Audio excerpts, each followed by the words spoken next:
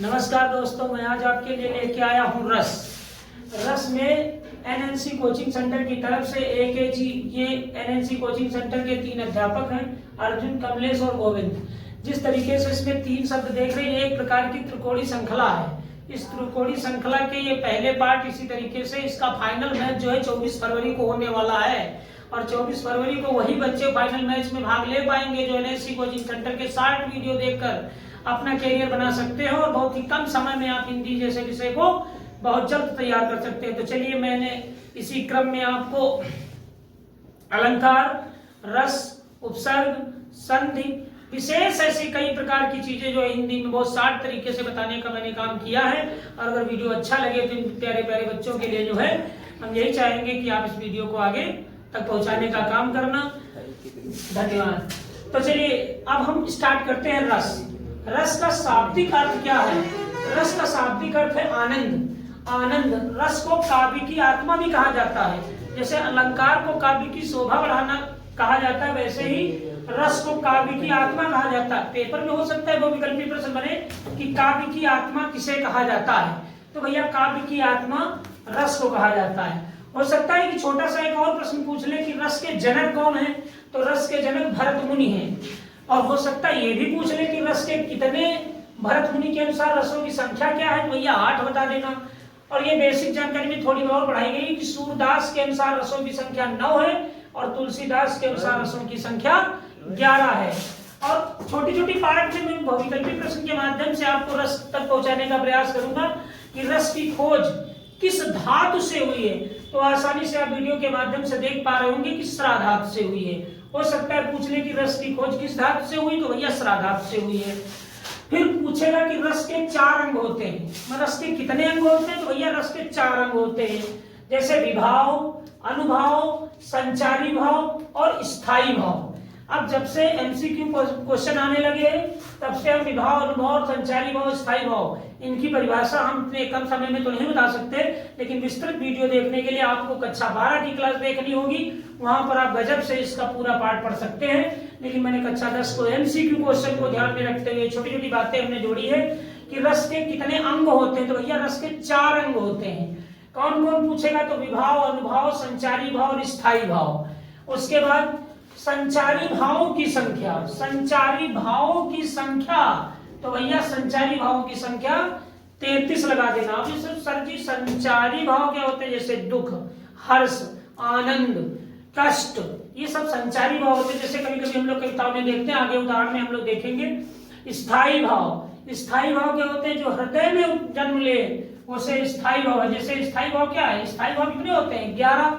तो कुल रस अगर पूछ ले हिंदी में कुल रस, तो भैया 11 लगा देना। हिंदी में कुल रस 11 हो जाएंगे। लेकिन अब हिंदी में पूछ सकता है कि हिंदी में कुल रस होते, तो भैया 11 लगा देंगे। परंतु हमने वो सब चीजें ध्यान में न रखते हुए कक्षा 10 में, आप कक्षा 10 के वीडियो को देख रहे हैं, कक्षा 10 के कोर्स को देख रहे हैं, NCERT पैटर्न देख रहे हैं, तो कक्षा 10 में रसों की संख्या है केवल 2। और वो कौन है? हास्य रस और करुण रस। तो जी हाँ, अब आप जाग जाइए हास्य रस और करुण रस पढ़ने के लिए।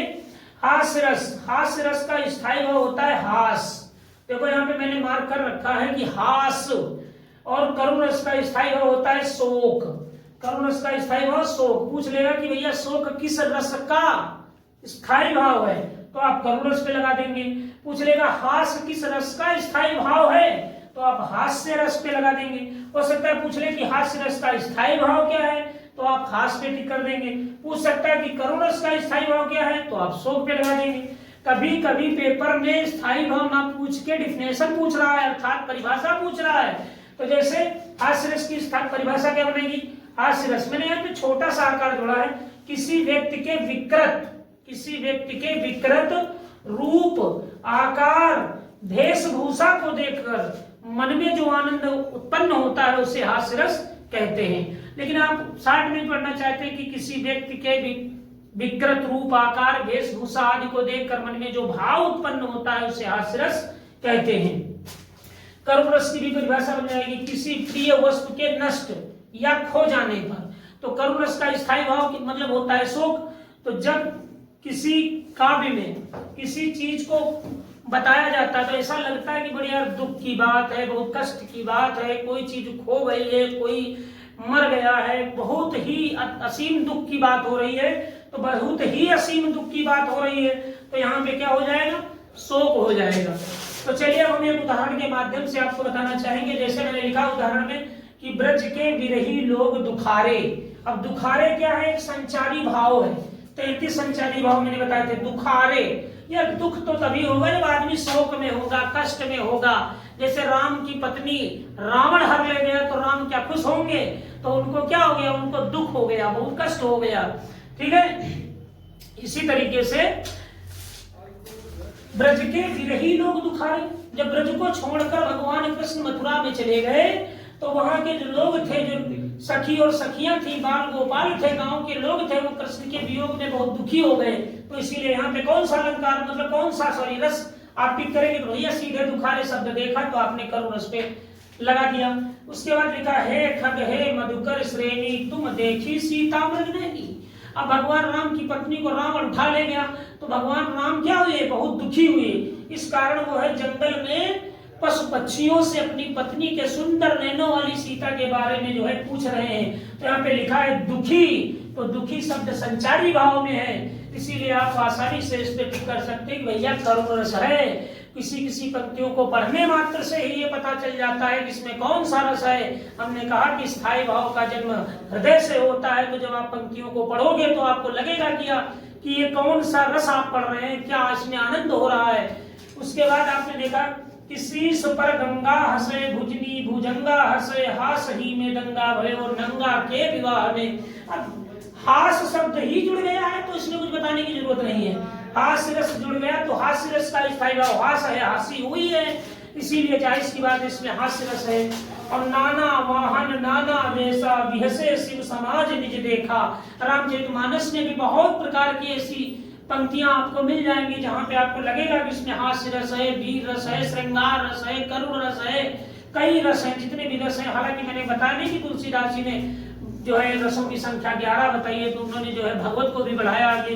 भक्ति भी है, करुण रस है, वीर रस है, बहुत से। देखो वीर रस के आगे अंगद जो है लंका में जाता है तो रावण के सामने अपना पैर स्तंभित करके बोलता है कि भैया देखो कितनी वीरता की बात है, जरा उठा के दिखाओ, तो कोई नहीं उठा सकता है।